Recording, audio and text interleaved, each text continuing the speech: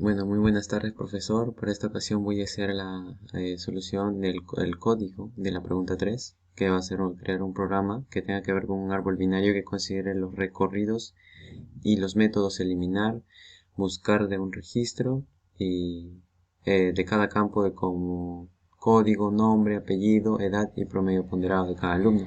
Para ello vamos a empezar definiendo una clase student.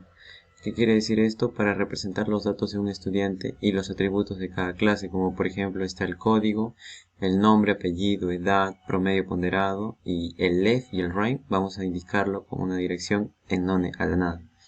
Para segundo, vamos a hacer la clase. La clase segunda definición de la clase sería Student Data Base. Se define esta clase Student porque será utilizada para gestionar la base de datos de cada estudiante. Tiene un atributo llamado root que representa la raíz del árbol binario. Y para ello vamos a definir cada método insert. Por ejemplo, el método insert le estamos diciendo para utilizar y agregar al estudiante a base de datos. Insertar al estudiante en un árbol binario de acuerdo en su código. Segundo método tenemos el método insert recuse. Este método se utiliza para auxiliar un árbol de una inserción recursiva de un estudiante en un árbol binario. Para ello tenemos el if, que sería sí, y también el else, el que sería si no, y con un return para que pueda volver a pasar el código. El segundo sería el método inner transversal. Este método se realiza un recorrido in orden, o sea que quiere decir un árbol binario, lo que significa que una muestra de estudiantes en un orden ascendente de acuerdo a su código. Para el sexto método sería research. Un método research se utiliza para buscar un estudiante por su código en el árbol binario. También tenemos el método recuse, que también lo puse. Esta función auxiliar realiza una búsqueda recursiva en el árbol binario. Para el siguiente método le puse el delete. El método delete se utiliza para eliminar un estudiante por su código de una base de datos. También puse el método delete recuse. Esta función auxiliar realiza una eliminación recursiva en el árbol binario. En el método finmin, este método se utiliza para encontrar el valor del número de su árbol. La función para interactuar con la base de datos, tenemos las funciones ingresar estudiante, buscar estudiante, eliminar estudiante, permitir al usuario interactuar con la base de datos ingresando, buscando y eliminando estudiantes.